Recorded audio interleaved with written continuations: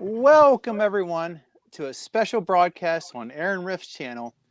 It is kind of a new pilot episode that we call Anything But Wrestling.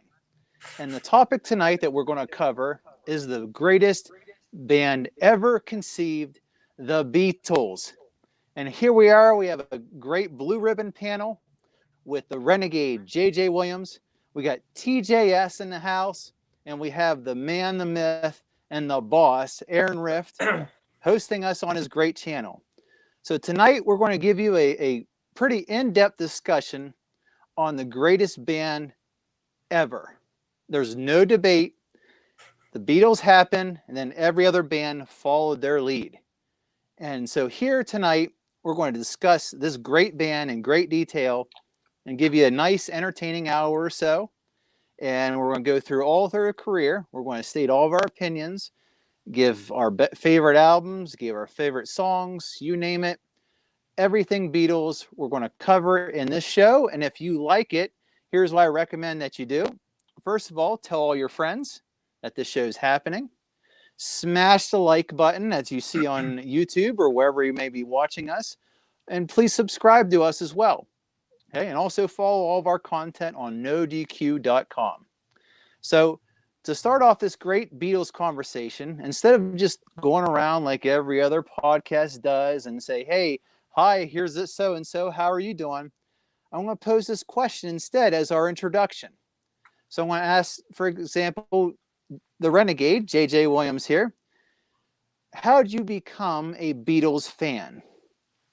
And that's all. I'll ask that for the rest of the group as well.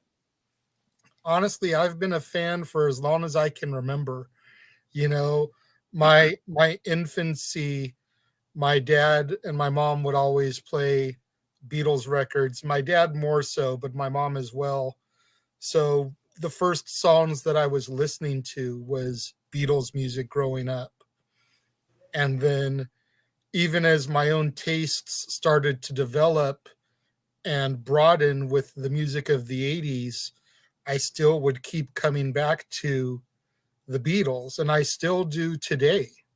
You know, I'll ride around my car listening to 62, 66, 67, 70, Revolver, Past Masters, you know, whatever, you know, and just those songs, you just can't get enough of them. I agree 100% on that. Yep. Well, and speaking of the man speaking here, how about you, Aaron Rift? How did you become a Beatles fan?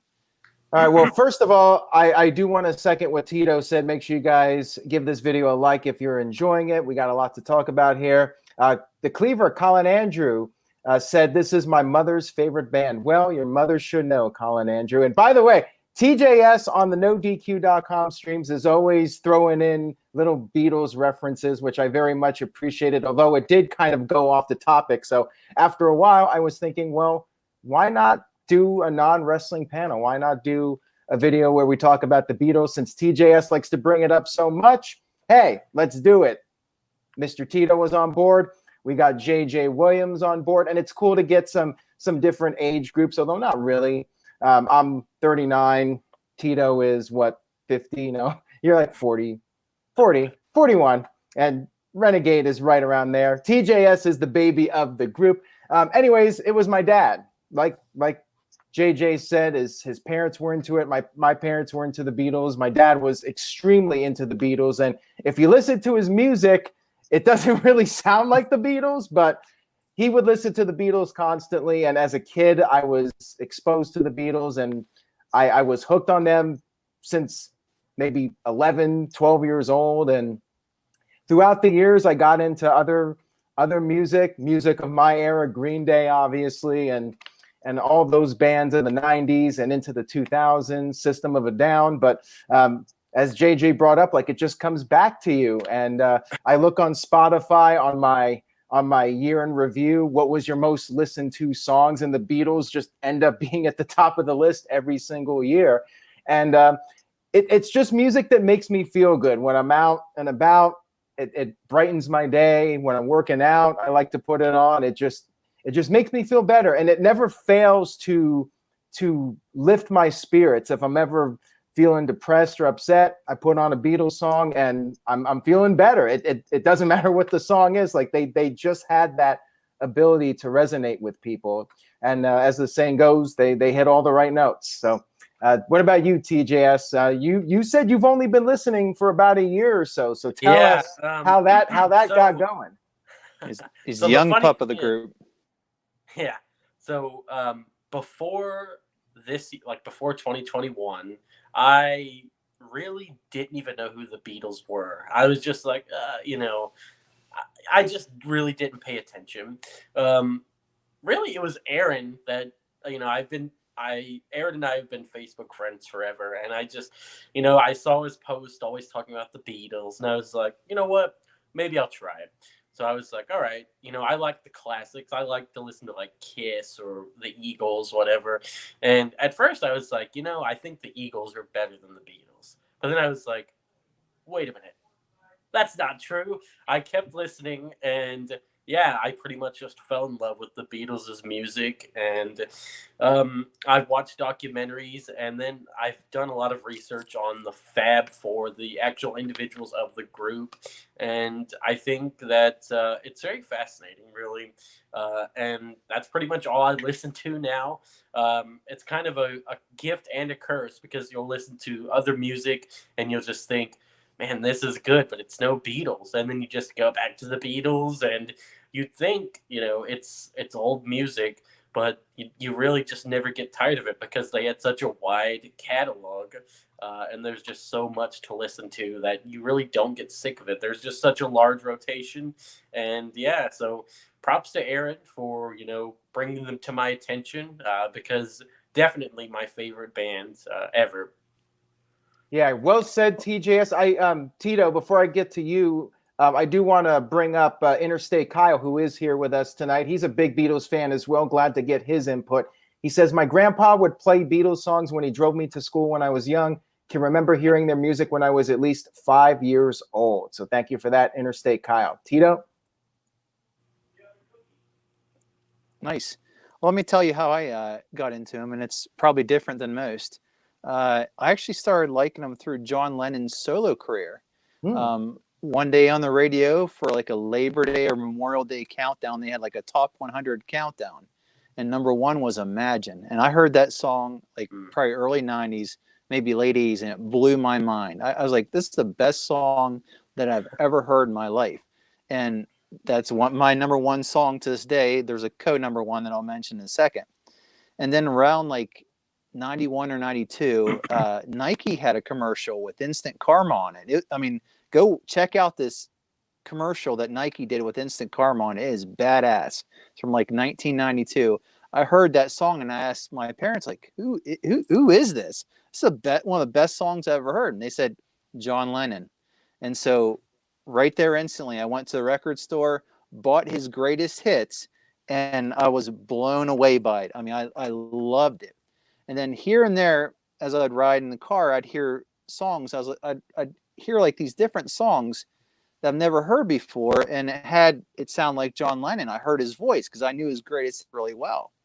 And I was like, damn, that's John Lennon. Like I'd hear A Day in the Life going to church, and it blew my mind. Like, this is so good. Why haven't I heard this from before? Because I had, Lennon's greatest hits. And my parents would say, oh, he was with the Beatles before he had his solo career. And then my brother started getting into the Beatles. He heard While My Guitar Gently Weeps on the radio and loved it. And another local radio station, WDV, used to play Rocky Raccoon just as a joke. And so when he figured out that While My Guitar Gently Weeps and Rocky Raccoon were both on the White Album, he immediately went out and bought this, and we listened to it. It was the best damn thing I ever heard in my life. I was like, wow, this music is so good, and we got to get more. And then he bought this greatest hits, the Blue Greatest Hits, and the Blue Greatest Hits basically goes from like 1966 to when they broke up, and it's loaded. Get this Greatest Hits album right here. You can see him on a balcony. This album is loaded. If you ever want an introductory course on liking the Beatles, these two are your albums to get. They got me hooked, and then we just started buying album after album after album. And And then all of a sudden, this happened in 1994. The Beatles anthology happened.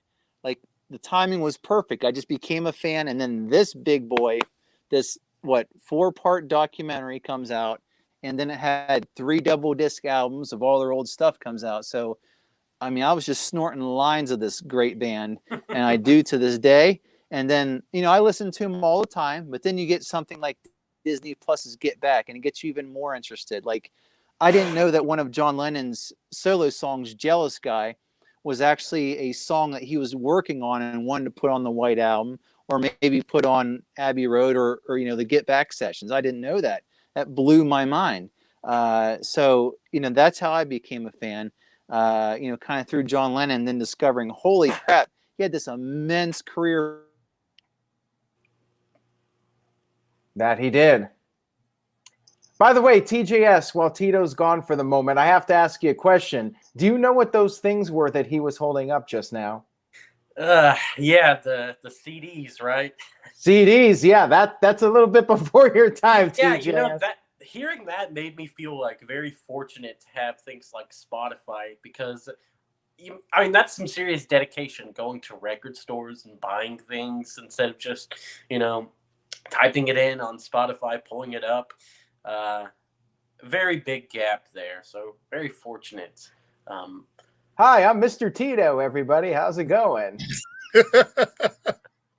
Wait, I think he's back now. Let's see if I can get him back into the chat room here. Technical difficulties, everybody. There he is. Mr. Tito's back, and he's over on the left now. Tito, welcome back.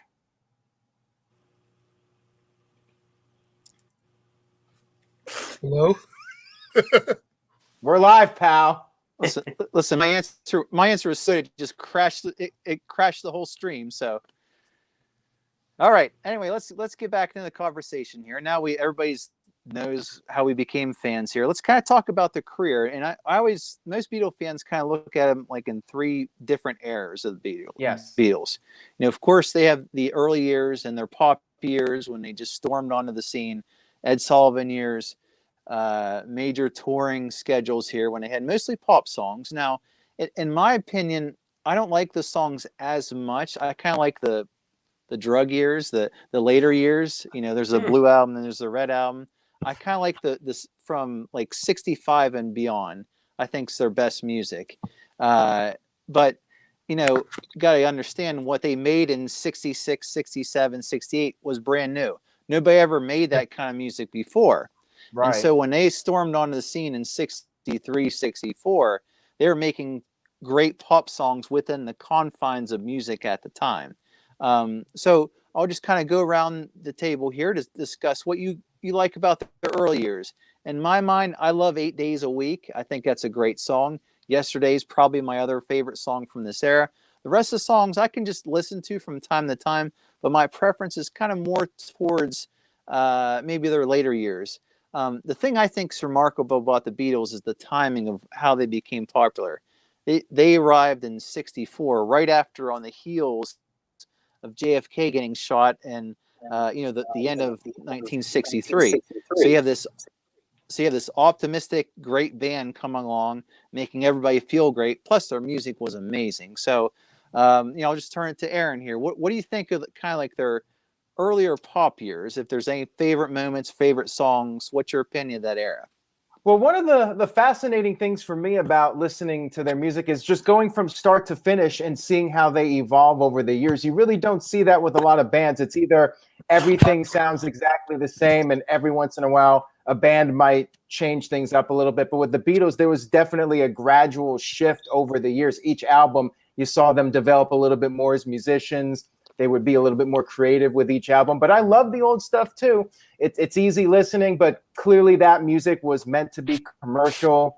They were trying to sell as many records as possible. They had the haircuts and the suits trying to appeal to the young girls, and it worked like a charm. You had the British invasion, and they were doing the movies, A Hard Day's Night, Help. I love all of their old stuff. I could not pick a favorite song, although I love No Reply, and that one's kind of a lesser known song. I like that one. Yeah. 8 Days a Week is a really good one. I'll Follow the Sun is a really good one that I like. Oh yeah.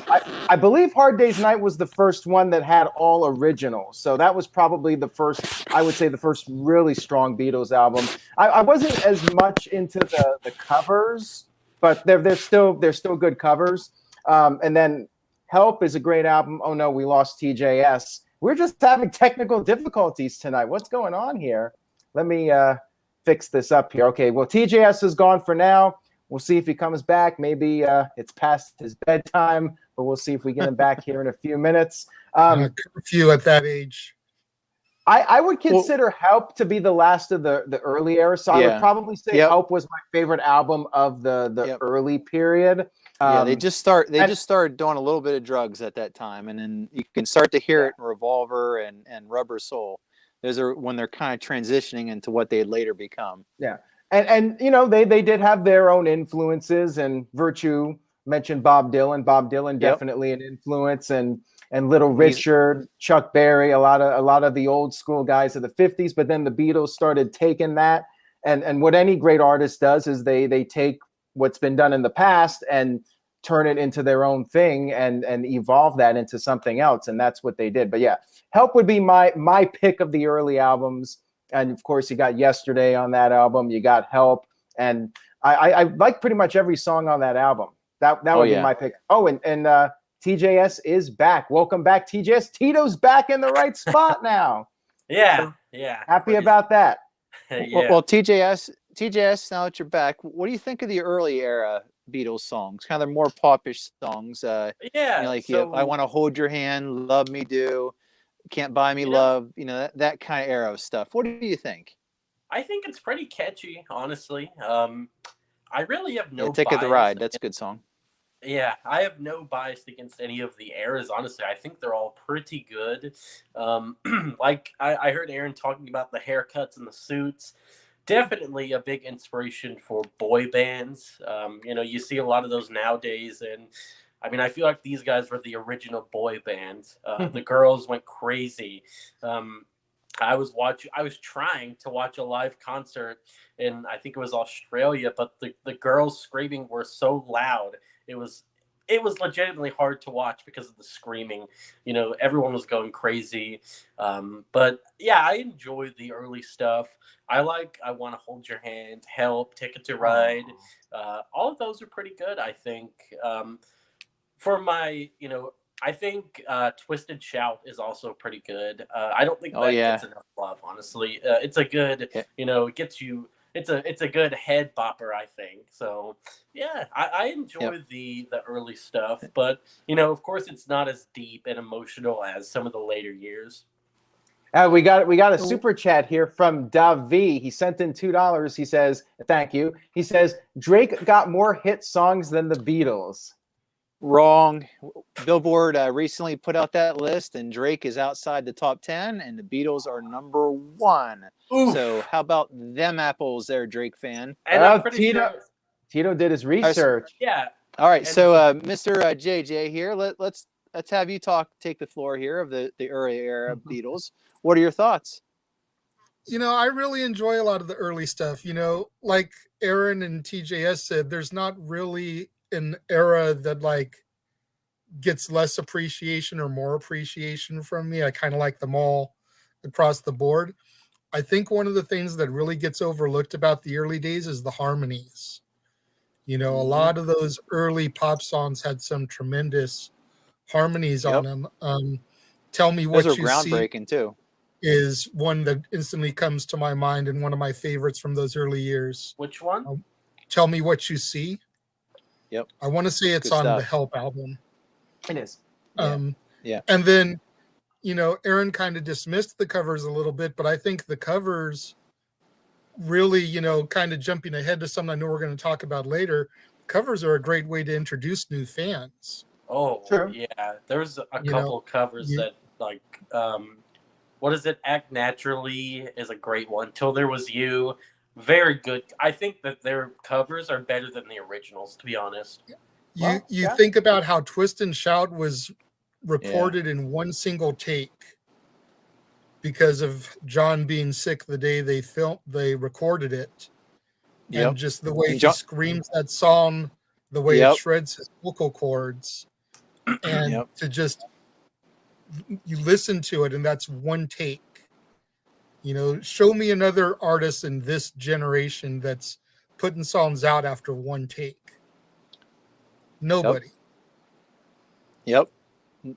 Yep. Yeah, Absolutely. nowadays everybody has all the resources to take their time with recordings, and back then you didn't have that technology. And there's a lot of like electronic stuff involved nowadays. Yeah. I like the Audio simplicity of tune. actually playing the instruments and everything, like the Beatles did. Now, There's a Interstate. meme that goes around from time to time talking about how George Martin did more with 4 tracks than most people can do with Pro Tools. Right. Now, let me get to this chat thing that Interstate Kyle has. He mentions the Beach Boys. The Beach Boys. The Beach And Boys there were goes pretty Tito awesome. again. That's all you gotta know. The Beach Boys were pretty awesome. They did. No, the comment was about their harmonies. Tunes They and had Good great Vibrations is the Oh, Beatles yeah. were competing. Yep, and they were competing against each other, and they pushed each other to limits. The difference between the Beatles and the Beach Boys is the Beach Boys had one guy, the Beatles had 3 guys, and Ringo could contribute here and there as well. So there was more of a collaborative effort with the Beatles versus the Beach Boys, which is really carried by one guy. I mean, Brian Wilson was the whole brains behind that operation. So anyway, speaking of the Beach Boys, what really motivated them to make Pet Sounds was hearing Rubber Soul. Rubber Soul is a great album. And so now we're kind of getting into this next era, which is kind of like the psychedelic kind of middle era here. You're looking at your like Help was kind of like the transition album. I think it's like from the old era to the new era. Then you get Revolver, then you get Rubber Soul, then you get Sgt. Pepper's Lonely Hearts Club Band. Amazing album. That's one of the groundbreaking albums. I mean, there's just so much good music in this era in my mind. I mean, Revolver and Rubber Soul just has the early makings. They're figuring things out. They're trying new things. Just awesome songs like I'm Only Sleeping or Eleanor Rigby. And then, of course, you hit Sgt. Pepper, and it's one of the greatest concept albums ever. It's #1 on many lists out there. It's just incredible. I mean, you start off with Sgt. Pepper's Lonely Hearts Club Band, and you get A Little Help from My Friends, Lucy in the Sky with Diamonds, which is what I'm representing on my shirt today. And then, of course, you got these middle songs in between, like, She's Leaving Home, When I'm Great 64. Great song too. I mean, just loaded. And then it ends with one of my favorite songs, A Day in the Life. Amazing. Mwah! Great song. In my mind, though, I thought the end of this kind of era fell off a little bit. I'm not as big of a Magical Mystery Tour kind of era songs as maybe others are. There's some good songs there. I like them all. Don't get me wrong. There's not a bad Beatles song, but I thought they kind of tapered off a little bit, and then they had some issues kind of boiling in 1967 with Brian Epstein passing away, which we'll cover in a moment here. But what are your thoughts here? And I'll go to TJS to start this off. What do you like? What are your favorite songs? What are your thoughts about this era of the Beatles? Between Revolver, Rubber Soul, Sgt. Pepper's, and of course you have Strawberry Fields Forever as a single, All You Need Is Love, Magical Mystery Tour. What are your thoughts about this era of the Beatles? Yeah, so like I said, I don't really have any bias across the eras. I love all of them, but honestly, this might be a little unpopular. But I know a lot of people love Rubber Soul and Revolver, but I'm just gonna say it. I think that those are, towards the bottom of my list. Gonna be honest. Like I said, none of these are bad, but I just like them a little bit less than the others, I think.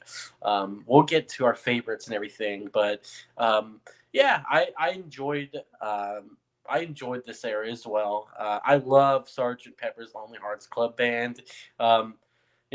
Magical Mystery Tour, Yellow Submarine, those, those are all right. But Strawberry Fields Forever, great song. I really enjoyed that one. But yeah, Rubber Soul and Revolver, those are unfortunately a little bit down on my list. I know that Aaron really loves those 2 albums, but I don't know what it is. Maybe just personal preference. They're a little bit towards the bottom for me. JJ, what do you think? Do you agree? Well, I see the Rubber Soul shirt. So. Yeah, look at the shirt. Yeah, I definitely disagree with where you're coming from, but and I don't want to say this because it may end up coming off like snotty, and that's not the way I'm trying to intend it. But like being the youngest member on the panel, I can understand why when they got into the more experimental stuff, it may not have clicked with you as much, or maybe in another few years you'll get to where that stuff does click with you a little bit more life experience. But I've always wanted to see Rubber Soul and Revolver as a double album, because there was a lot of talk back in the days about how that was supposed to be like a double album, but they just didn't get tracks finished in time. The supply and demand being what it was, they had to get something in the marketplace ASAP. And you listen to them kind of like back to back, and you can definitely hear how that would work as a double album. Personally, for me, songs wise, I talked a little bit about this. Me and Jeff did a episode of Dads where we talked about songs that tell a story, and I used She's Leaving Home and For No One. Oh, that's a great song. I feel like it's the same story if you listen to them back to back. For No One was released first on Revolver, and then She's Leaving Home. But if you listen to them the other way, She's Leaving Home talks about this girl that ran away to find something she was missing in life. And then For No One talks about how there's now a rift between this relationship. And is it her mother and father now that are having issues now that baby is left home? Or is it the man that she met from the motor trade and she's leaving home and everything isn't exactly what she thought it was going to be now that she's on her own? And just listen to those two songs back to back, and I think it's a huge story. Maybe not intended, but it really kind of resonates with me, those two. Cool. How about you, Aaron? What are your thoughts on this great era? Well, I'm going to have to agree with J.J. Williams and disagree with TJS. So I knew it.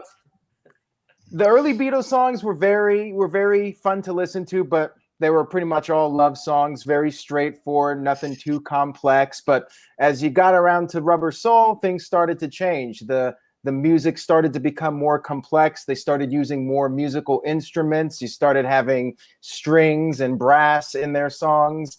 And the lyrical content, JJ brought up some good points there. The lyrical content started to expand beyond the standard I love you type song, standard pop song. And that's what Rubber Soul was. And to me, that is right at the top. I mean, I've always been torn between Rubber Soul and Revolver. I like those albums because they are the transitional albums from the early Beatles to the later Beatles. And you get elements of the early Beatlemania era. You still hear that in Rubber Soul and Revolver, but you also start hearing what was to come with Sgt. Pepper and Magical Mystery Tour. I love pretty much every song on both of those albums. And Run For Your Life is another song I like, just the content of it, basically threatening to kill somebody in a nice way. With the nice music and everything. But yeah, that whole album is fantastic. And Revolver, of course, has a lot of classic songs in the Beatles catalog.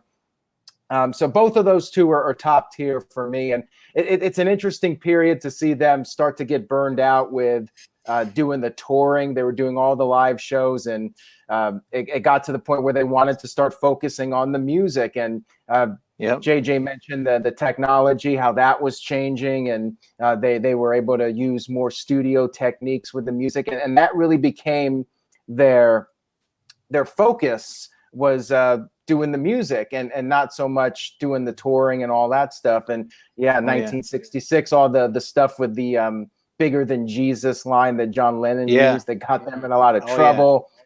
and they just got fed up. They were done, and then they stopped touring, and then they took a little break for a couple months, and then they came back and started the work on Sgt. Pepper.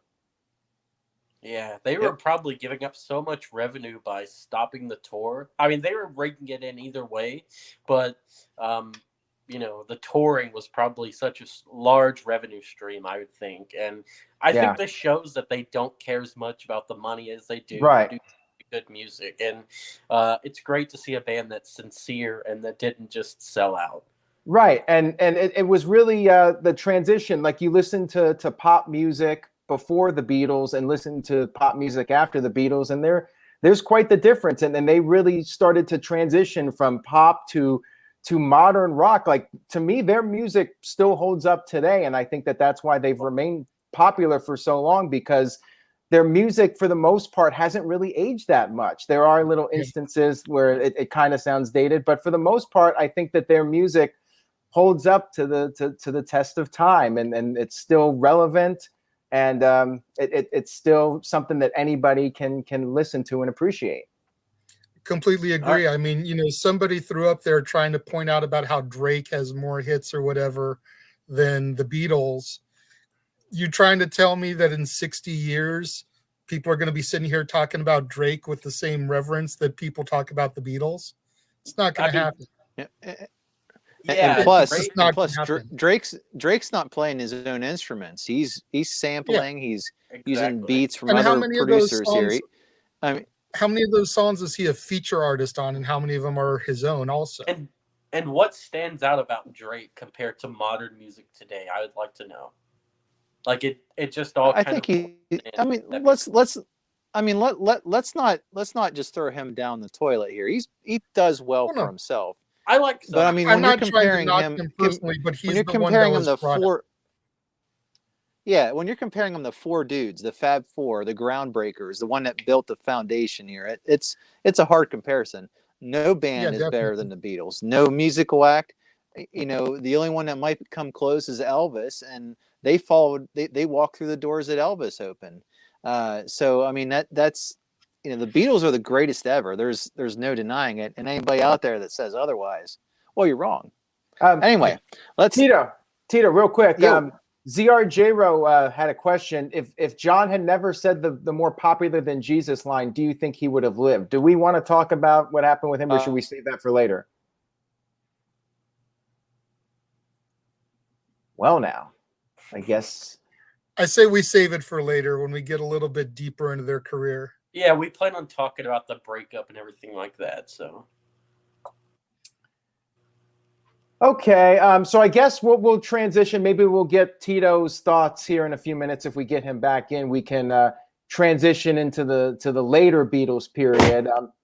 Whoa, what was that? I think Tito's back. Let's see if we can get him back in here. 1 second, guys. All right, there he is. Welcome back, Tito, for the fifth time. It's those chats. Those chats keep crashing, and it slows my browser down, and that's what's causing it to crash each time. Tito needs to get Mr. Tito a new computer for Christmas. Send us super chats, people. We need it. Well, anyway, let's get on to the third era, and this is kind of like the. Wait. Real quick, sorry, Tito. I figured we should get this super chat out before we move on, since it's kind of on the topic of the earlier Beatles. Psycho Jet Black sent in $2. Thank you, Psycho Jet Black. And thankfully, he didn't make a wrestling reference for those of you that follow the wrestling content. He says, better Beatles movie, Hard Day's Night or Help? That's an interesting question. I think I like Help a little bit better, just because I like the color aspect of it, and I feel like there's a little bit more creativity. And by the way, the sitars, they brought those in. I think there's a sitar in Help too, from what I remember. But yeah, I think I would go with Help. What do you think, Tito? Probably Help. We're talking movie or albums here? The movies. I gotta be honest. I struggle with their movies. I mean, it's just they're very British. They're very. I mean, like, their music holds up to my ears, but like their acting and the scenery at the time, just weird. Like, especially Magical Mystery Tour stuff. And Magical Mystery Tour is a strange one. That stuff is weird to me, and I've never liked it. I mean, it's just odd. I love their music, but as far as their like attempts at movies, and the same things with Elvis. Elvis has a lot of bad movies too. So that's, you know, but I guess if we're comparing music, whereas I think by far Help. I mean, Help's that era is loaded with great hits. All right, now we can move on. All right, so let's move on to the slow breakup of the Beatles, and this kind of ignites with a couple reasons here, of course. In August of 1967, Brian Epstein, their longtime manager, passes away suddenly, and he was the one that kind of controlled their finances, helped manage them as a group, kept them in line even when they were kind of straying off into their drug years and all that fun stuff. Um, and also, they took a trip to India in early 1968, where they were looking for a place to meditate, get some inspiration. It seemed like George Harrison really took to it, and John Lennon did as well. A lot of the guys wrote a lot of their great songs for the White Album, which we'll talk about here in a moment. But, some things are changing here. And also, one of the guys gets a new girlfriend, and Yoko Ono arrives on the scene. And so now we have the last three albums of the Beatles. The third album that we'll talk about was kind of put together in 1970. So it really technically isn't a Beatles album. So, of course, you have the White Album, and they kind of recorded this in front of live video, kind of like you saw in the Get Back video. They actually recorded that. I wonder if one day we'll see that as a Disney Plus special as well. And things were very tense during the White Album sessions. Ringo Starr actually quit the band and wasn't available for weeks. There's a few tracks that are recorded on the White Album that Paul McCartney played on, for example. And then you get into the Get Back sessions, which is what you can see on Disney Plus. And that builds up. They're trying to put together an album. They really want to really practice and get good for a live performance, which they end up doing on a rooftop. A lot of those songs from that era would eventually be reformed and put on the Let It Be album that was released in 1970. That Get Back thing that you're watching, during 1969. But then they scrapped all of that from the Get Back sessions, and they eventually went back in the studio and recorded their last album, Abbey Road. And they say this was kind of a joyous occasion. They kind of knew it was the end, so they kind of put all their last efforts into it. In my opinion, George Harrison really comes out of his shell on this one. Yep. Although he has some great songs on the White Album, but Something and Here Comes the Sun are smash hits, all-time great songs. And I will argue Something is one of the best songs ever. But well, for Frank my Sinatra, money, boys, I believe Frank Sinatra said it was the greatest love song he ever heard. And Here Comes the Sun is actually the #1 Spotify song for the Beatles. I think it's almost at 1 billion plays.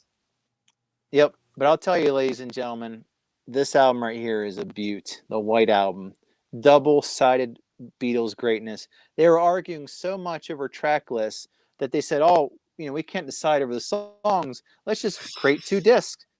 And so you get extra Beatles with this. And this thing is loaded, top to bottom loaded. You've got, Back in USSR, Dear Prudence. That song's amazing. It's about Prudence Farrow, who wouldn't come out of her shell or little shack in India.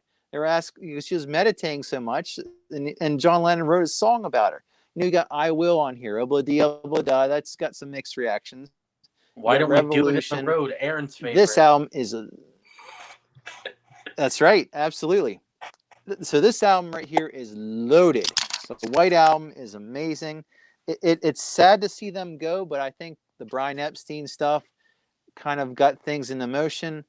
Yoko Ono, I understand there's a lot of love between John and her, but, in the studio, Paul leaned on John Lennon for a lot of lyrical assistance and inspiration. And when she was there, it kind of put that wedge there. I mean, you can say she just sat on an amplifier the whole time, but when she wasn't there, it was just the guys privately hammering out music. And they probably just got, worn out. And, John or George Harrison wanted to go, put out more music. They only limited to 1 or 2 songs per album. But in my opinion, though, this is the best era of music. White Album, Let It Be, Abbey Road are loaded with my favorite songs of all time from the Beatles. They're maturing as artists. They're kind of getting out of that psychedelic era and writing more adult kind of theme songs in my mind. But let me know what you think here. We'll start off with good old Aaron here, as we'll interrupt him drinking water here to ask him what are your thoughts on the 68, 69, 70, 19 or 1970 Beatles.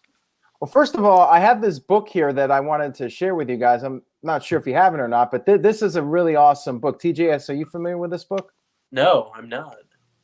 Okay, well, this is a great book because it pretty much chronological goes through every single song that they've ever done, like literally every single song, when it was recorded, who performed on it. It has quotes from everybody. Let me see if I can pull this up here. Let me see if I can get this bigger. Wow. The solo layout. There you go.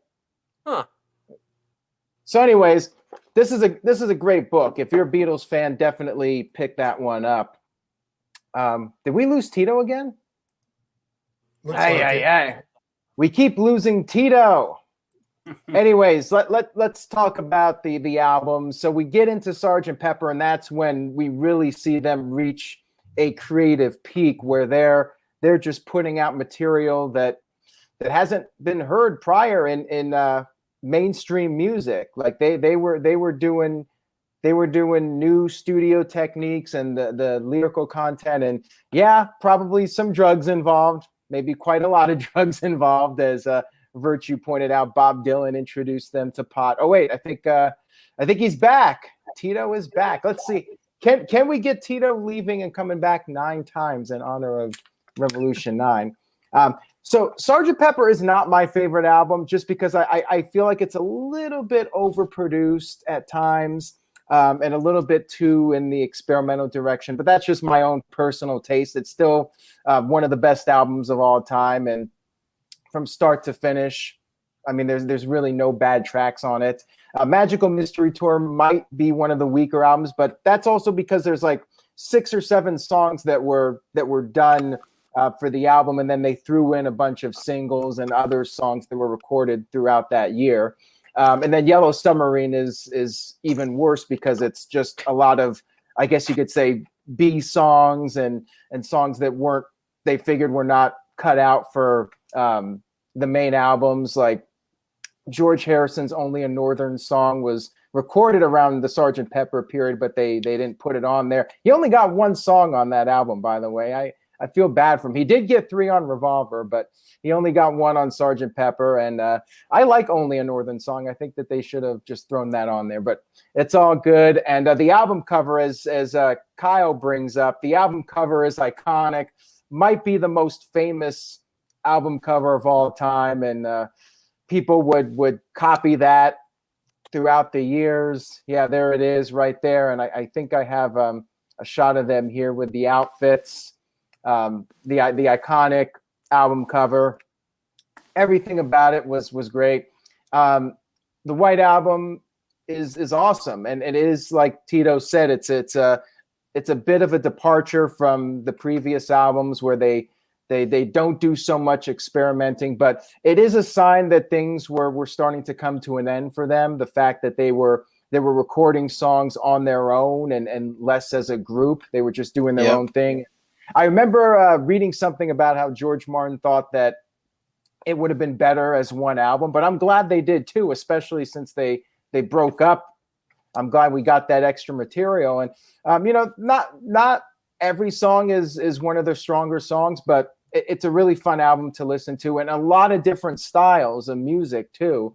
You have some hard rock, and then you got Paul McCartney on the guitar by himself, and you got all sorts of different types of songs, and even Ringo gets to do a couple of songs. And I think his first song that he actually wrote, Don't Pass Me By, is on there too. That is a good one. And George Harrison had his, what I would say was maybe, I mean, he had some good songs before, but While My Guitar Gently Weeps was definitely like his big breakout song. And you got Eric Clapton contributing. I wonder if maybe if they had more people coming in and contributing, maybe things could have been saved with them. I don't know if it just felt like they were all, doing their own thing, and they were blossoming into their own solo performers, and it was probably just going to be inevitable that they were going to break up. But it's a great thing that we had them while we did. And of course, Abbey Road, that was the last album that they recorded. Let It Be was released after that. Abbey Road was awesome. And I think since they knew it was going to be the last one, they really went out with a bang. But Let It Be also has some great tracks as well. So of all those albums, man, it's tough to pick a favorite of those. Well, keep that in mind. We'll have best album later on. Oh, wait, real quick, Tito. Somebody wants me to read their super chat. Davi says Kanye West had better albums than the Beatles. Hey, that's your opinion. That's cool. This is the Beatles show, so thank you very much. TJS, what do you think about the later stages of the Beatles era? And you saw the Get Back special, as we talked about earlier. So you kind of got a pretty good taste of that, that middle era right before they did Abbey Road. So what are your thoughts on the later Beatles stuff? Okay. This is without question the best era in my opinion, and I think that it's insane to think that they were only together, they were only active as a group for 10 years. That's insane to me, because I feel like they left so much on the table, and I couldn't imagine how much more they could have done. But like Aaron said, they were really growing into their own, becoming solo stars. But I think it would have been cool if they had their solo gigs, but then I would have loved to see a reunion. They could still get together, do some shows, but unfortunately that never happened. But yeah, absolutely loved the later era.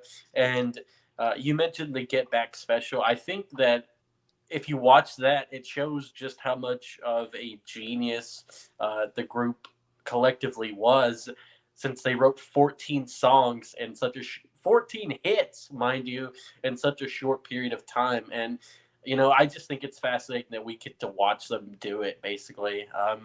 Really enjoyed the later stuff. Not a bad, really top tier albums, as far as I'm concerned. Well, Jay, real quick, Psycho Jet Black sent in a $2 super chat. And Jerry Williams brought up how All You Need Is Love, the first worldwide TV broadcast. So that's another first for the Beatles. That's my dad, by the way.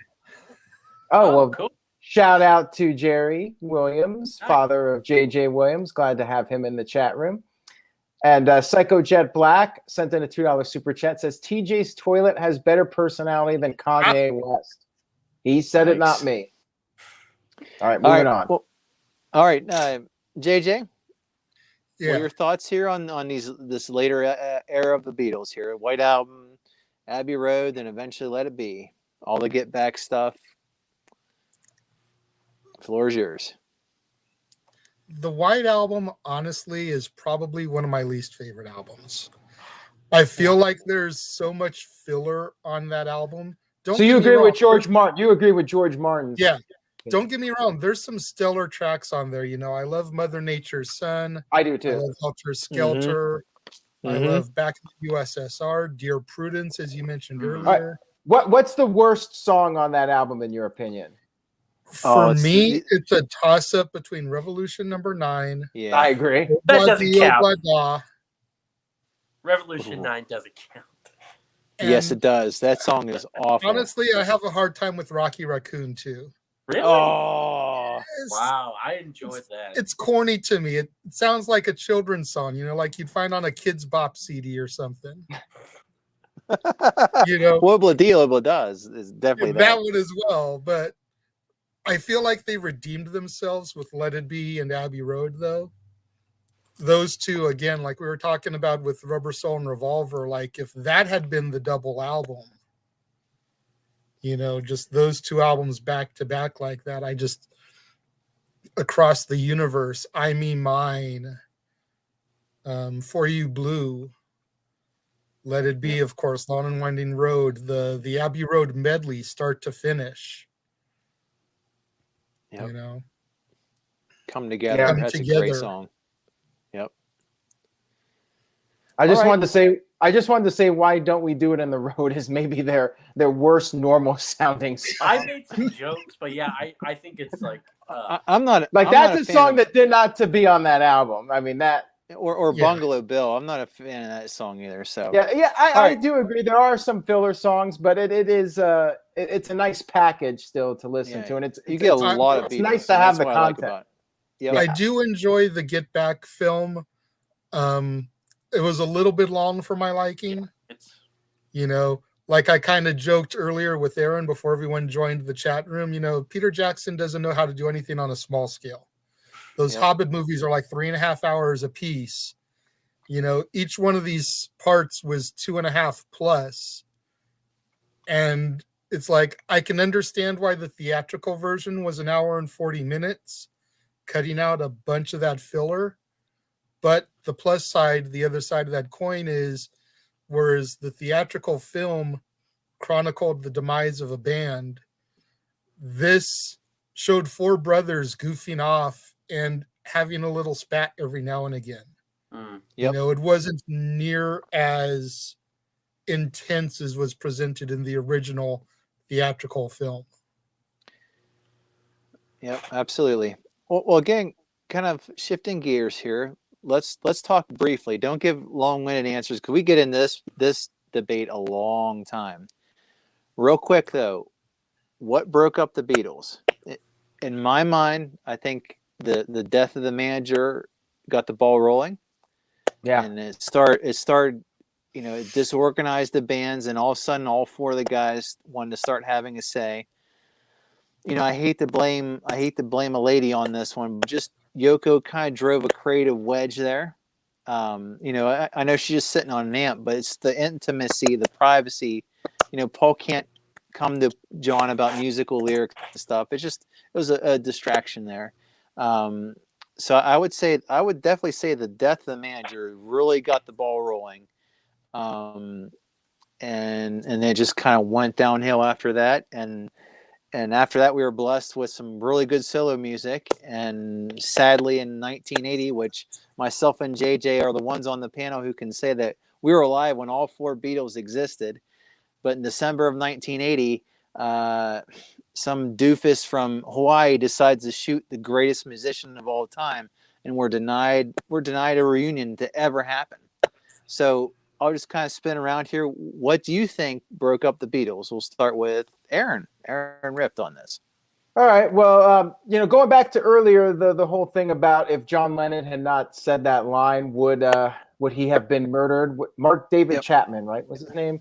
Yeah. It's hard to say. You never know. Any one thing that you said differently or any one change could have altered the entire future. You don't know. It's impossible to say what would have happened if he didn't say that, because obviously Mark David Chapman was crazy, and he did not like the things Lennon said. I mean, there were a number of things.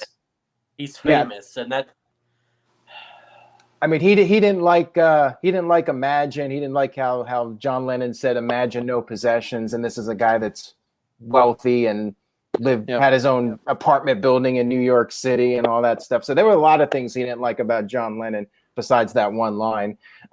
What broke them up? I mean, I think there were a lot of things. A lot of people point to Yoko Ono as one of the reasons, and all of them going in their own creative directions, wanting to do their own thing, and maybe Paul McCartney trying to take too much control and trying to be the guy in charge. And I read something about how like he would be the one to mess with John Lennon's songs and do all the weird stuff with Lennon songs, but then he wanted his songs to be nice and squeaky clean and all that stuff. Well, they had many takes too, like endless takes on McCartney's songs. I mean, good Lord.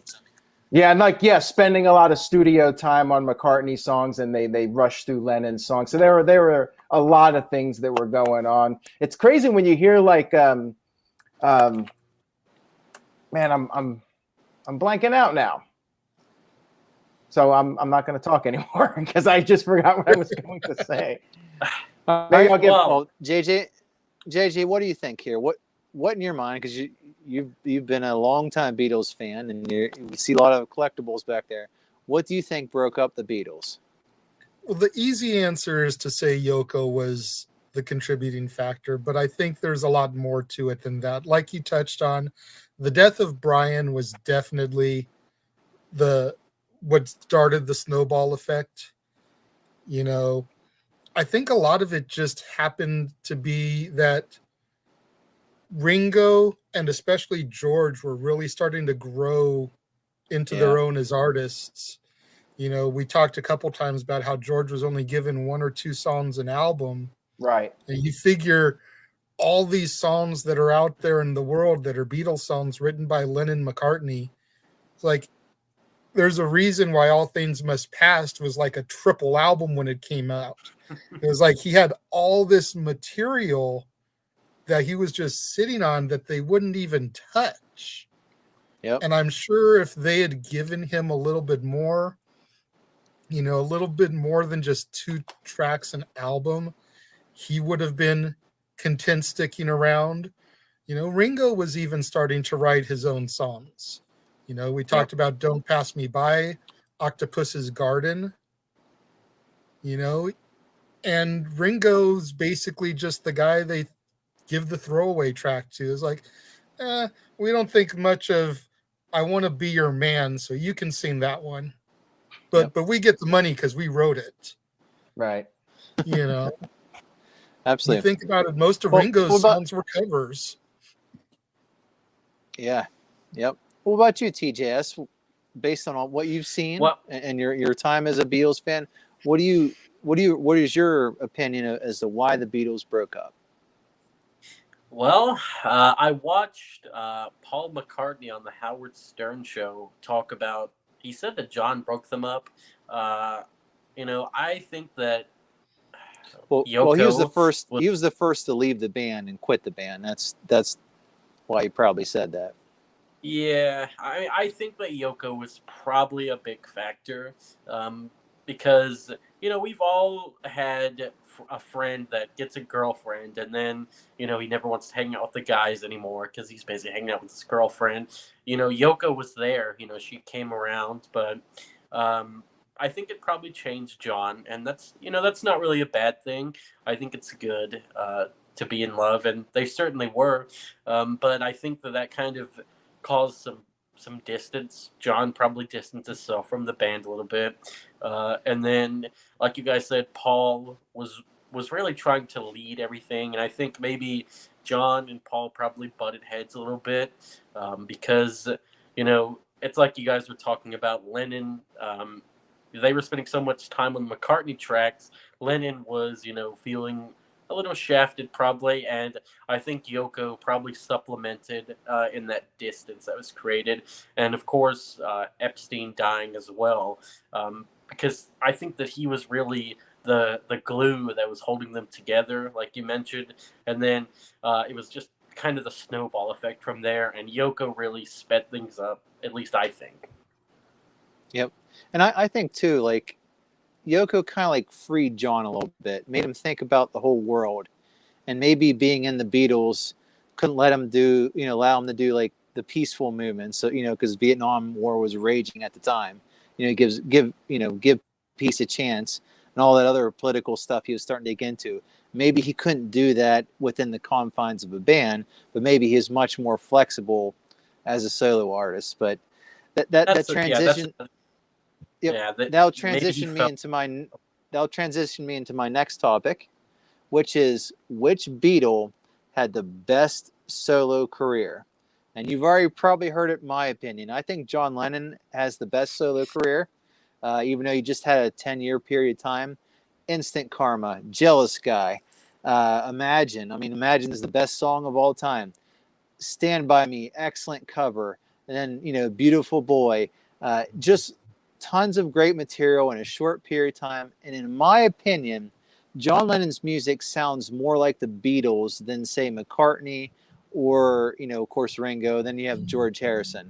So it almost sounds like he's the real heartbeat of the Beatles, when his music as a solo artist almost sounds like it's a smooth transition from the Beatles. But I'll let you guys have the floor here. JJ, what do you think? Who had the best solo career of any of the 4 Beatles? It's a tough one to call. For me, it comes down to John or Paul. And you kind of sit there sometimes and you wonder what John's solo career could have continued to be. Oh, yeah. Had what happened not happened. Yep. But you talk about Imagine and Beautiful Boy and all those, and Paul McCartney's got Band on the Run, Maybe I'm Yeah. Amazed, Live and Let Yeah. Really Die. love songs. Yep. You know, he's got every album is a classic, and every He's got the album's got a longevity good too. couple of hits. Yep. You know, I've been privileged to see Paul a few times live in concert. Yeah, I saw him too. once too. Yep. It was amazing. Yeah, I mean, 3 hours of hit after hit after hit. Yep. You know, Yep. yeah, I mean, George Harrison's Harrison is 80s run was pretty magical too. I mean, when he came Yeah. back out, starting in 1980 with his All Those Years Ago, the tribute to John, all the way great up song. to the Cloud 9 album with Got My Mind Set on You and the birth of the Traveling Wilburys, arguably the greatest yeah. supergroup in music history. Yep. I Yep. mean, you figure George, Jeff Lynne, Bob Dylan, Tom Petty, Roy Orbison. Loaded. But how about this? For my money, I'd have to go Paul. If you put a gun to my head, Paul McCartney, best solo career. Well, with George Harrison as well, like, you know, he did that song "My Sweet World," "My Sweet Lord," and he got sued over that song, and that kind of that spooked him on his songwriting, because you'd think, Yeah. oh no, I might write another hit. So think about all the great music we were denied because of that petty lawsuit that hit him back then. That's a shame, because his early solo career is amazing. It's loaded because, as you said, it's all of his Beatles stuff that he couldn't get out. He's just pushing out, and his solo career is awesome. And he played some great live shows during that era as well. So, TJS, what do you think? Who's your favorite of the solo Beatles from what you've heard? I have to go with McCartney, personally. I think that, it's not, I don't think it's necessarily a fair question, since Lennon and Harrison both have passed.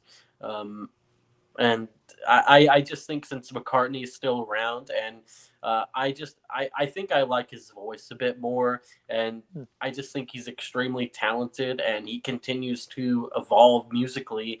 And the guy's 80 plus years old and still doing live shows. It shows that he really does have a passion for it. I think that Lennon, I mean, I can't say that he wouldn't be doing the same thing, but unfortunately he passed. And I think, objectively speaking here, McCartney's had the best solo career, but man, what could have been with Lennon and Harrison? Ringo, he has some good songs, but I don't think he really took off. And he was really the dark horse of the band when they were together. So I'm not too surprised, but I'd have to say McCartney had the best overall career, closely followed by Lennon, then Harrison, and then Starr. Yep, and I like McCartney's recent work. It's pretty good. I mean, there's some solid stuff there. Aaron, what do you think here? Who had the best solo career of the Fab Four? In terms of commercial success and longevity, you have to go with Paul McCartney. As far as songwriting goes, that's a much tougher one to make a pick on. John Lennon had a really great couple of first albums, and then he tapered off a little bit, and then he retired for 5 like years 4 or off, 5 years, and then came back, and that's one of those what ifs. Had John Lennon peaked, or would he have made a big comeback? And I do like to think that if he had lived, we would have had a full-blown reunion with everybody. They did do the anthology in the 90s and had the three of them reunite. I think they would have all gone back together eventually, at least for some kind of Live Aid. Like Live Aid. Live Aid would have been a big show. I mean, could you imagine having Live Aid in, what was it, Wembley's, where they had the London version of it? You have Queen earlier in the day, then the Beatles on the stage. Wow, that would have been just absolutely huge. And in my mind with John, like, if you listen to the three later released songs, was Grow Old With Me, Real Love, and Free as a Bird. Now, of course, Real Love and Free as a Bird were released for the anthology. And of course, Grow Old With Me, he later released on some other albums. Those were 3 songs he had as demo. Uh-oh. I think we might have lost Tito again. It was that Damn. time. He's I mean, he was back and motivated. Am I here? Yeah, you're here. Yeah. Man. But anyway, I mean, he was in peak writing form. I mean, he had those 3 songs ready to go, and then he got shot. and who knows, he this could have been big hits in the 80s, and who knows how much 80s music would have changed it had John lived. So, but we'll never know. That's a hypothetical for another day. Let's kind of get down the home stretch here. Let's pick some favorites here. Let's pick favorite songs. And I think we kind of like we're discussing in our little chat before this. We'll go with 3 favorite songs just to kind of even it out. My 3 favorite songs are the following: In My Life, A Day in the Life, and Something. Those are my favorite Beatles songs of all time. I love those songs dearly. Each of the 3 mean a lot to me. I danced with my mom at my wedding and for In My Life, so that song holds a lot of love for me. And A Day in the Life, again, I heard it on the radio as a little kid, going to church, blew my mind. And Something is just a song I like as I'm getting older. It means a lot to me. As I love my wife, I adore her, and it means a lot. And it makes me appreciate George Harrison's contributions late in the band. So I'll send it to JJ here. What are your 3 favorite songs, or any of your favorite songs for that matter, from the Beatles? We joked in the chat room how picking 1 was hard. Even picking 3 is difficult, but I struggle to pick 10. It's crazy. And they change on a regular basis. Like, it's just a matter of what you're in the mood for. One that's always been a favorite of mine is Nowhere Man. Great song. Just the lyrics in there have always kind of related to me. Andrew Bird Can Sing, I've always really loved. Very underrated song. Very, very much.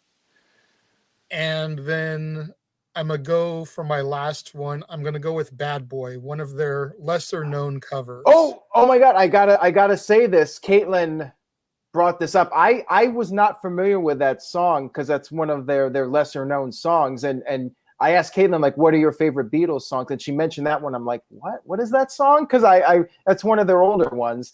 And Caitlin made sure that I would say tonight that she knew a Beatles song that I really wasn't that familiar with. One of the few ones that I was not that familiar with. So she likes that song, JJ, and she'll appreciate your comment. I always got a kick out of that song, and I always thought that song should have been used in the movie Problem Child. Now Junior, behave yourself. Like, it just totally fits the motif of that movie, especially since the kid's name is Junior. Just talks about all the bad stuff that this kid does. Me and my dad always got a kick out of it and thought that it would have worked great in that one. And I'd be remiss if I didn't point out my dad's all-time favorite, since he is watching All You Need Is Love. That's a great one too. Yep. All right, Aaron, what about you? What are your favorite 3 Beatles songs? All right, and we do have a super chat, which we'll get to here in a few minutes. I'll give mine, and then TJS, and we'll go back to the super chat from Psycho Jet Black. So I think my all-time favorite song, Tito, I think is In My Life. I really love that song. It's just like, to me, an all-time classic song, any era of music. Like, it's just a beautiful song. That's probably my number 1, and trying to even think of a number 1 is just so difficult, as we've mentioned. I would pick, as far as my favorite George Harrison Beatles song, it's a toss-up between Something and Here Comes the Sun. They're neck and neck for me, but I'll probably go with Something. So I'm agreeing with you on 2. And if I had to go with a Paul McCartney one, probably Let It Be would be my top song, and Yesterday would be right up there. Yesterday and Let It Be, two all-time great songs. So probably Let It Be would be my 3rd. But yeah, it's a tough one. And Strawberry Fields Forever. Strawberry Fields Forever is right up there too. And that's what I wanted to mention earlier, and I kind of lost my train of thought. That song is really interesting when you listen to how it developed from the very first take of it and what it became when it was all finished. And the album Love has Strawberry Fields Forever as a version of it for that album. And it starts off with the beginning take of it, and then they kind of just like morphed it into the final take. I think it's brilliant. It's a really great rendition of that song. So Love is a great album too to check out. Well, and, Those are my top 5 or 6 or whatever I said. well, what you hear on that Love album too is from the second anthology, where the outtakes of Strawberry Fields Forever is amazing on the anthology CDs. So if that's something that is a homework assignment, check that out. So it's pretty cool. And Tito, one more I wanted to mention. It's also off Revolver, Here, There, and Everywhere. That was my parents' song. They had nostalgia with that song. And I got married a couple months ago. And my mom asked that we do that for the son mother dance. So we did that song. Nice. And yeah, that was like their song back in the day. And that's another classic one. Great song. What about you, TJS? What are your favorite Beatles songs? Well, I'm just gonna go. I've got 2 honorable mentions I just want to name real quick. Taxman. I really love Taxman. As I've become an adult, I've learned to appreciate how realistic that song truly is. And then also want to mention Don't Let Me Down. I think it's a very good song. I really enjoy that. And so I'm just going to go from my least to greatest. Number 3, I have to go with Helter Skelter. I enjoy metal music as well. And I think that was a very early heavy metal. Kind of laid the groundwork for Helter Skelter. And anytime that comes on, that's just something that you could kind of like jam out to. There's even like a 10-minute version of it out there that you can listen to. And I just think that it's really good. Number 2, A Day in the Life, I think, is completely epic. I think it puts Bohemian Rhapsody to shame. A lot of people say Bohemian Rhapsody's great. I think it's nothing compared to A Day in the Life. Just crazy good. And that's a bold thing to say. That's TJ. a bold opinion. Hot take. Hey, but yeah, I think it's awesome. Just so much going on, and it all goes so well together. And finally, my number 1, none of you have said it. I think it's pretty underrated. I Will. That's a good one. My number 1. It's pretty simple, but I think that it's just insanely good, and sometimes less is more. And the lyrics, it's amazing. Doesn't Paul do like the bass with his own voice, the bass part? Yeah, I think so. He hums a little bit. Yeah, he does like the humming where he's like, it's great. And I listened to like a lot of songs over the last the last year, and that one it hits the top of my list. I think it's simple, like I said, and very, very underappreciated. I've even listened to him, like I've looked up live takes of it, and 80 years old plus and still killing it. But yeah, in my opinion, I Will is probably maybe not their best song, but it's at least my favorite. Nice. All right. And lyrically, I mean, the lyrics on the White Album are just amazing. I mean, they're mind blowing, and that gets me into my next topic here. Your favorite Beatles album. And I think you know what mine is. Big old White Album right here. That is the best Beatles album. I know many might consider it a bloated mess because it's 2 discs, but you get more Beatles. And maybe some of the bad songs you can just kind of ignore and skip over, and to catch your favorites. I mean, there's just this album is loaded with great material, top to bottom. I love it. I can just put these CDs in my player over there and listen to it all day at work. It's just amazing stuff. I mean, even like the songs that weren't hits, big hits, like Dear Prudence, I Will wasn't a big hit. Wild Honey Pie is even an interesting song. Onion. Sexy Sadie, Glass Onion. Glass Onion's a hilarious song. I mean, he's got all kinds of goofy stuff. Good Night by Ringo. That's a great song right there. By the way, Your Blues. Birthday. You got the birthday song on there. But that's a great birthday song. By the way, Sexy Sadie's another very underrated one. Do you guys know the Jet song, Look What You've Done? They pretty much copied that song. Yep. So if I were to make a pick, the White Album's the best, but anything since Help and above is great to me. So I'm not disparaging the rest of them. I just prefer the White Album. That's the album that got me really deep into the Beatles. So I appreciate that much more. And that's probably why it's really my number one. But I get more Beatles on that CD, more content, more greatness to me. That's why White is number one to me. So, TJS, what's your favorite Beatles album? Oh man, for a while I was thinking that it was the White Album, but actually I'm gonna put that at number 3 on my list. Maybe it's recency biased, because number 2 would be Abbey Road, I think, and then number 1 I have to give it to Let It Be. Like Wow. I said, it could be just recency bias because I watched the Get Back documentary, but I feel like none of the songs on Let It Be are skippable. I feel like I want to just listen to that entire album. Even Maggie May. Okay, maybe there's one skippable song on the album, but other than that, seriously, I think that I just think it's a great album overall. I enjoy the White Album, Abbey Road, and Let It Be all equally. It kind of rotates. My favorites do, but right now I'm really feeling Let It Be, and like I said, it could be the recency bias due to the documentary just coming out, but I just love pretty much every track on the album. Now, JJ, is your shirt a tip off as your favorite album, No, or? no, no. Believe it or not, my shirt is not a dead giveaway. Favorite album is Revolver. All Nice. right. From the opening of Taxman to the ending of Tomorrow Never Knows, just every song on there is hit after hit after hit. And the key to me, Tito, you touched on how on the White Album, there's a couple that you could kind of skip. Yeah, Revolver, there's none for me.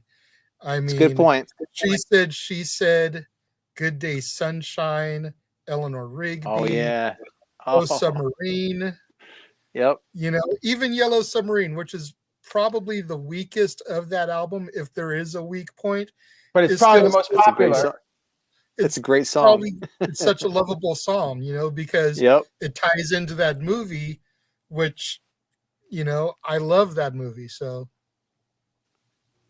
That's a tough call. I mean, I'm torn between. I've always been torn between Revolver and Rubber Soul, but I'll pick Rubber Soul just so we're all going with a different pick. I mean, I love every song on Rubber Soul. I don't think there's a weak one on there. And JJ, you mentioned Nowhere Man. That's one of their classic tracks. One of Lennon's best songs in my life. My favorite song on there.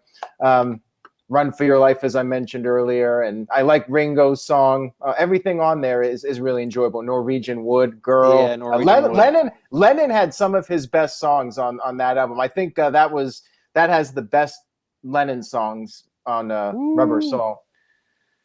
But it's a tough call. I mean, they're all great. I especially from Rubber Soul on, I think with the exception of maybe Magical Mystery Tour and Yellow Submarine, I think all those other ones you could argue for being the best album. They're the best band, period. I mean, that's just the way it is. I mean, all their albums are collectible, and you can listen to them top to bottom. I mean, they're the best band that's ever been made. Yeah. Well, my friends, that's kind of hitting my little my prep list here. I'll open up to the floor here. I'll also open up to super chats. Is there any topics that you guys want to talk about Beatles wise? I'll leave it up to you. I'll leave it up to the crowd. There was one thing that you had posted on your run sheet that I wanted to get into, and that was about what would you do to make a new Beatle fan? Okay, sure. We can get into that. I think, yeah, I see it right here. I thought that was an interesting discussion point because, and I've really been thinking about that since seeing the run sheet in the group, because I think a lot of it has to do with the age of the person you're trying to introduce. Sure. I've gotten kids. So the question is real quick for the audience here. The question is, if you had to introduce the Beatles to a new fan, where would you start? That was kind of what we were hitting. That was like my last question that I had on my list here. So JJ, go ahead and run with it.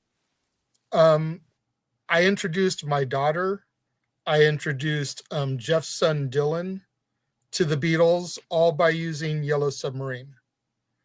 You know, you figure at that young kid age, they're watching all the classic Disney movies anyway.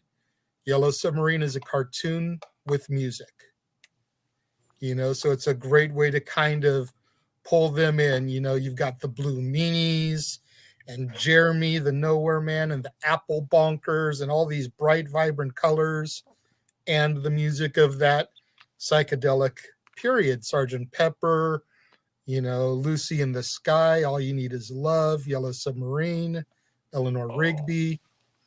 You know, you get all those great songs in there. From there, I continued with my daughter, showing her the old Beatles cartoon series. Aaron threw up an image of that, you know, that ran there in the mid 60s. Yeah, there you go.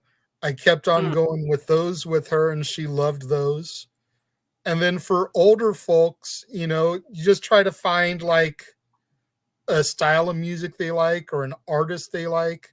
I used to live with a guy named Aaron who was from Detroit. So he Not was me. from different Aaron. Oh, But he was from Detroit, and so he grew up listening to like the Motown music. So I would play him their version of Please Mr. Postman and Money and You Really Got a Hold on Me.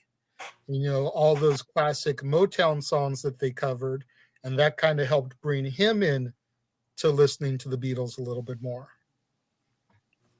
Well said, JJ. Nice.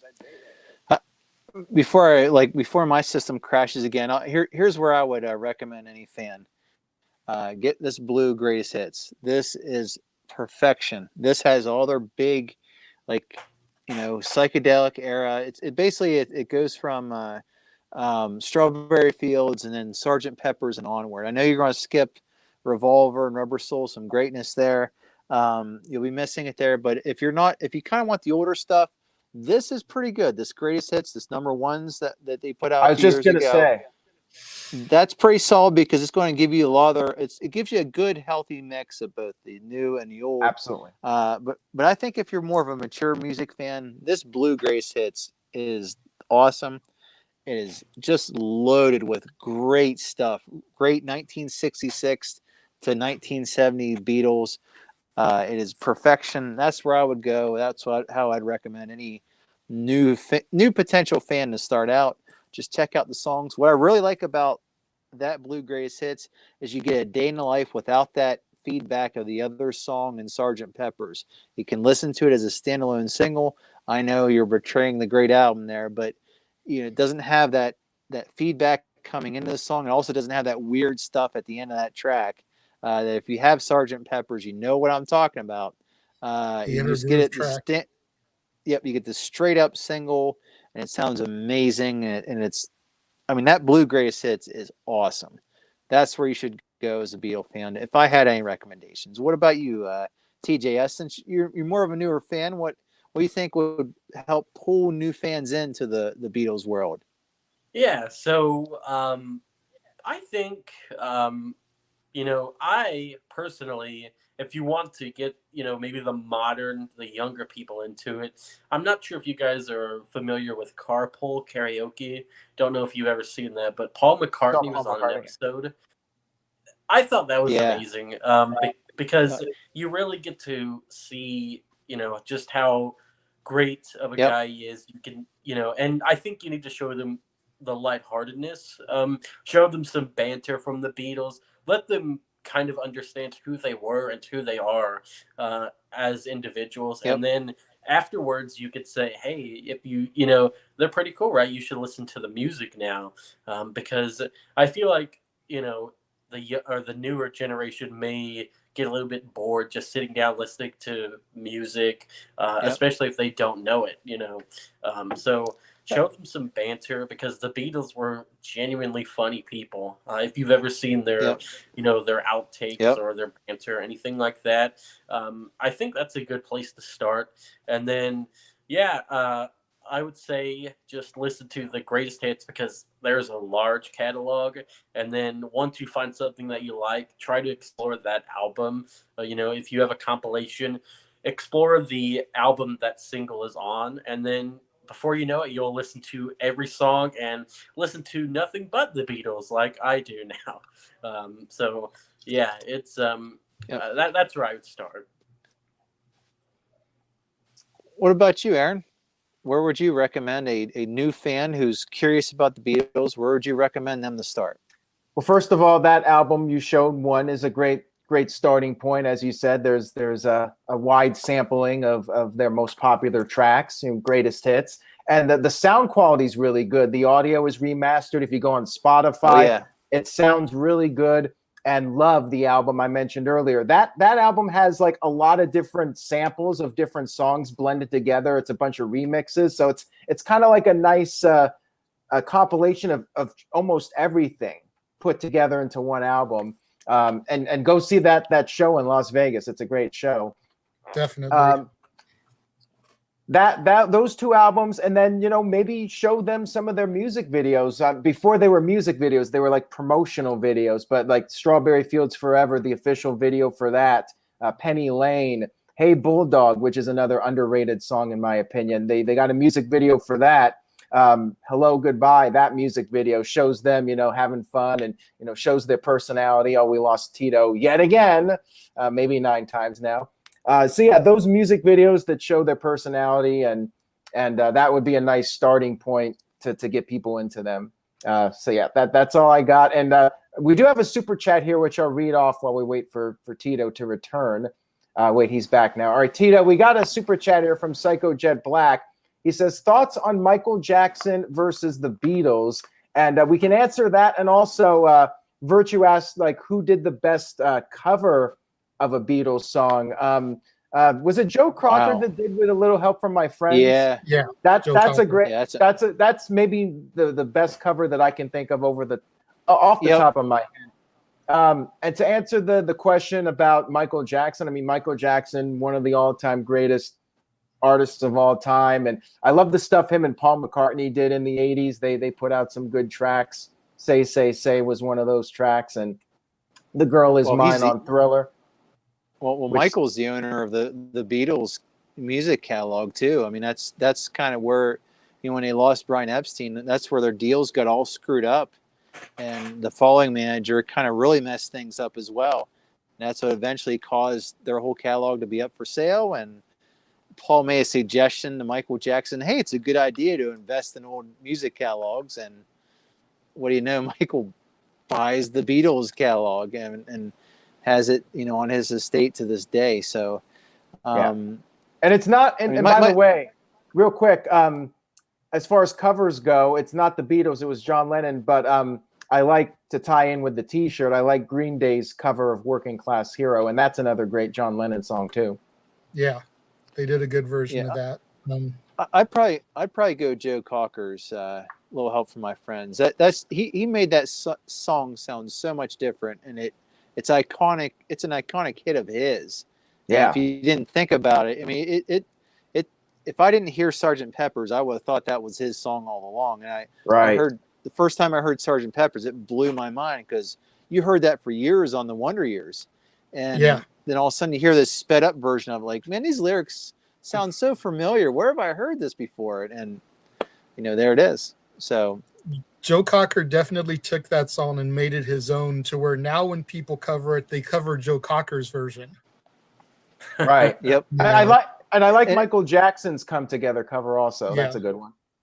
Aerosmith has got a good Come Together cover as well. Yeah. I was going to throw that out there. Aerosmith also did a cover of I'm Down. That's an underrated track too. I want to say it was either their Permanent Vacation or their Pump album, but they had a cover of I'm Down. John Denver. My boy, John Denver's got a great cover of Mother Nature's Son. Oh, yeah.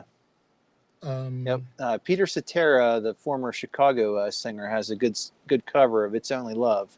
It's a pretty solid tune. But, I mean, it's hard to cover the Beatles. I mean, they're the greatest band of all time. And the only way you can make us... But like, what Joe Cocker did, he completely different song out of those lyrics, which I think is why it does so well and stands the test of time. Besides being on the Wonder Years, that helped it immensely. But I mean, he played at Woodstock, for God's sakes.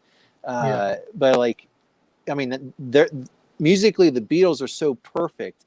It's so difficult to follow up or to cover their stuff because, as a fan, you want to hear John or Paul sing those things, but when you hear a different band do it, you're kind of denied that thing. Like I cringe anytime these American Idols or these voices, dare try to sing any John Lennon songs like Imagine or something like that. Like, come on, just. All right, TJS, you're up next. Yeah. So I was actually going to say, I heard the Come Together cover by Aerosmith before I heard the Beatles version. And I actually thought that was their song for the longest time until I really delved into the Beatles. So I think that's got to be my answer, honestly. And, I don't really like that A Little Help from My Friends cover that you guys mentioned. Maybe it's just because it feels so different. It just feels kind of like wrong to me. Maybe that's because what Tito was saying, you want to hear McCartney and Lennon be singing it, but then you hear the Joe guy, and it just doesn't sit right with me for some reason. All right, Tito, you there? I hate Steam Yards. Well, it's killing me tonight. Is that 9 times? I think we're trying to count. It's had to have been at least 9. Covers I'll are go another back and great count. way to introduce people to the Beatles music because so many people have tried to cover. I mean, Yesterday is the most covered song in music history. Yep. So that's another great way to try to introduce somebody is, find an artist that they already like. Chances are they've done a Beatles cover at some point, even if it was just on YouTube from a concert or something that they did. Show them that, Yep. and they're like, "Oh, okay, you liked your favorite person doing that? Here's the real version." Right. Oh, yeah, that would Yeah. be Oh, I'm sorry. Go I ahead, was just gonna TJ. say, in the movie Yesterday, the guy does a cover of Long and Winding Road, and I think it's excellent. All right. Yes. Good movie. Yeah.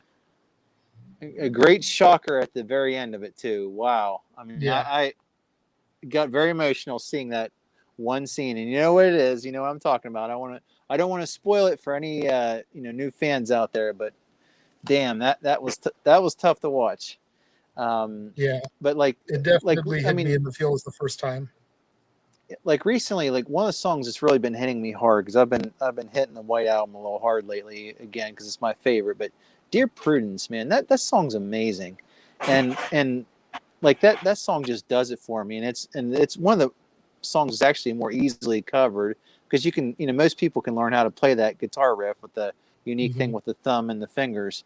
But like Alanis Morissette does like a live version of it for a John Lennon tribute. It's worth checking out on YouTube. I mean, she crushes it, and the band behind her is killing it as well. So What's that album? The album that Working Class Hero is on, the Green Day cover. It's all a bunch of artists doing covers of John Lennon songs. I think it's called Working Class Hero. I could be wrong. Yeah, Well, it doesn't have the glasses on it. I think it doesn't have his. Yeah, I think you're right. It's some kind of benefit album. I don't know the name of it off the top of my head. But Yeah, that album has a lot of JJ's different right. artists doing covers of Lennon songs, and current artists of the last 15 years or so. You mentioned Dear Prudence. I love the version from Across the Universe as well. Oh, That's there a you great go. cover Nice. of Dear Prudence. That was a pretty good soundtrack. Yep. All right, folks. Well, I'll leave it up to you. If you have any other topics on the top of your head you want to cover, I think we went pretty deep here for an hour and a half.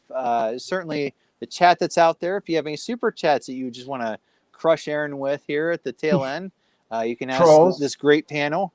You can open up the trolling now. We've got the serious stuff out of the way. You can just bombard us if you want.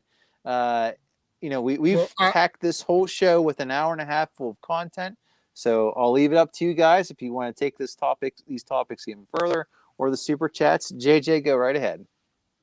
I've seen Aaron pop up a comment a couple of times here, and I figure since it is the holiday season, we're a few days away from Christmas.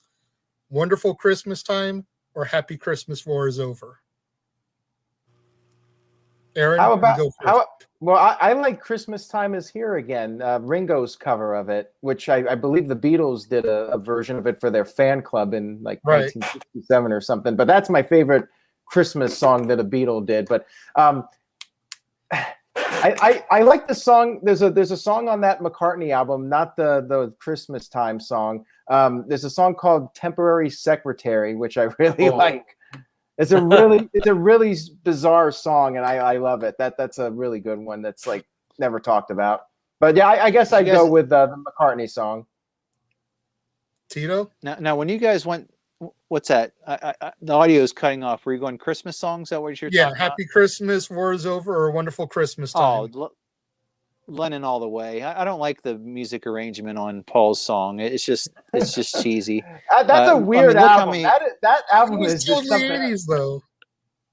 Yeah, but Lennon's song's iconic, and everybody's trying to cover that song. It's probably one of the more covered Christmas songs out there, and it's John. I mean, it sounds like the Beatles. The production's real good. I mean, that Phil Spector really made John's music sound like it was the Beatles, and he's the one that produced the Let It Be album as well. So I definitely go with John on that. Isn't for Phil the Christmas Spector music canceled? What's that? Isn't Phil Spector canceled? I think he had some legal so. issues, and he had some other weird stories out there about him throughout the years. But yeah, probably. TJS, what's your choice? Oh man, I'm gonna have to go with the McCartney one. It's probably biased a little bit because I overall enjoy McCartney a bit more, and yeah, that's who I've got to go with on this one. But Lennon is also extremely talented, and I liked his as well. Okay. Now, when you guys saw Paul McCartney a few times in concert, did he do "Here Today"? Did he sing that John Lennon's tribute song when you're? Yes. Like I saw him in 2014. When did you go, JJ? The last time I went was 2019 Dodger Stadium. Okay. I went to Dodger Stadium in 2014. Yeah, Ringo actually came out towards the end and joined him, so I actually got to see both of them on stage together. Oh, nice! Wow.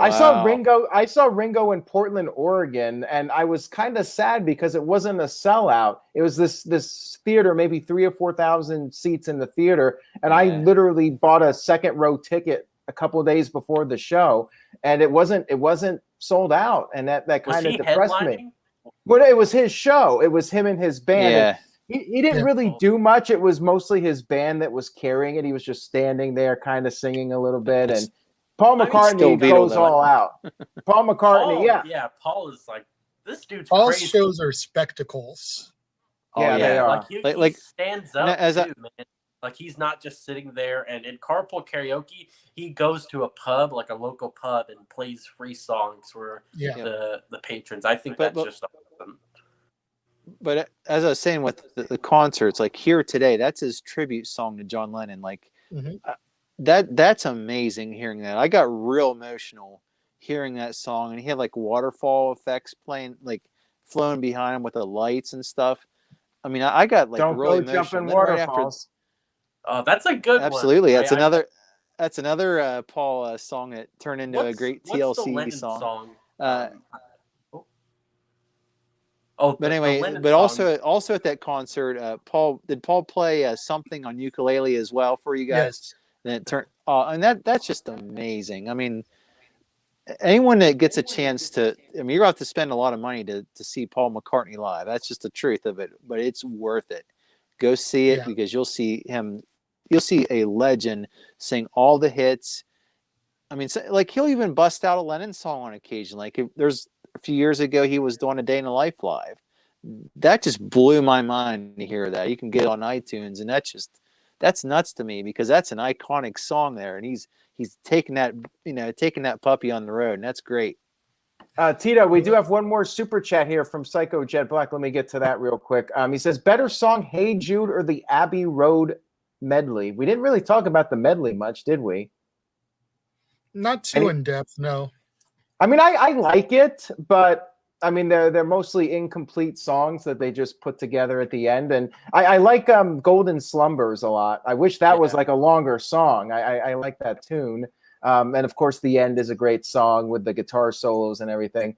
But I would say Hey Jude. Hey Jude's a very iconic song. And JJ, you were there. I was there at Dodger Stadium, and the atmosphere when he's doing Hey Jude, and he has everybody singing, like that's quite the experience. It's definitely an experience, and he comes out and he starts leading everybody like a music conductor. Now you guys over here. Now you guys over here. Now just the girls. You can tell he's having a good time. Yeah. Yeah, great. I got to go with the Abbey Road medley on that one, though, just because of the fact of them trading off on guitar solos and Ringo's only drum solo on track. And then that iconic closing line, and in the end, the love you make is equal to the love you take.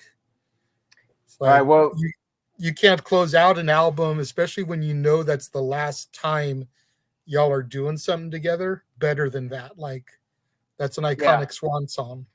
I'm trying to think of, do you guys know the name of the Lennon song where he says that he doesn't believe in Beatles? I can't remember the name of it. God. I like that song. That song, when I heard that line, I don't believe in Beatles, I was just heartbroken for the first time when I heard that. I was like, oh my God. He had some balls. That's the thing. My dad even said this. He liked Paul McCartney a lot, but he thought Paul McCartney was kind of a candy ass at times. And John Lennon was a guy who had a little bit more balls and would not be afraid of offending people and kind of being controversial. He said he was the walrus. Now he's John. I was like, that song blows my mind. That's a really awesome song. Yeah. Yep. What was that super chat again? Before my Steam yards exploded again. Oh, it was better song, Hey Jude or the Abbey Road medley? Hey Jude. All right. Well, fair enough. All right. I guess we should do our plugs now, and then if anybody else chimes in with a super chat, we'll go to that. Okay. Sure. All right. JJ, you want to start us off? Anything you would like to plug? I don't have anything specific to plug at this point in time. I generally do movie review shows called Renegade Reviews on the Casa D18 Studios YouTube channel, but I've gone dark for the time being as I needed to get my financial affairs back in order. But I'm looking to relaunch April 1st, 2022. No, it is not an April Fool's joke. I will legitimately be relaunching on that date. Seeing as how it's going to be WrestleMania season, that month I'm going to be doing movies with wrestlers. So be on the lookout for that come April of next year. And in the meantime, you can see, I think me and Jeff have some videos that are going to be going up on his channel, the Jeff Meacham Network, here in the next couple weeks. Not really sure the status of that, but be on the lookout. All right, let's see if I have the graphic here for Jeff. We'll just throw up the Jeff Meacham Network, and you can find JJ's content over there, Jeff Meacham Network @ _Jeff Meacham. And TJS, we'll throw it over to you. Yeah, so just want to say it was a lot of fun coming on here, guys. Wrestling is not nearly as interesting as the Beatles. I really enjoyed the discussion tonight. Thanks for having me. I know I have a little bit less credibility since I'm younger, been a fan a lot less time than you guys, but regardless, I really enjoyed the discussion.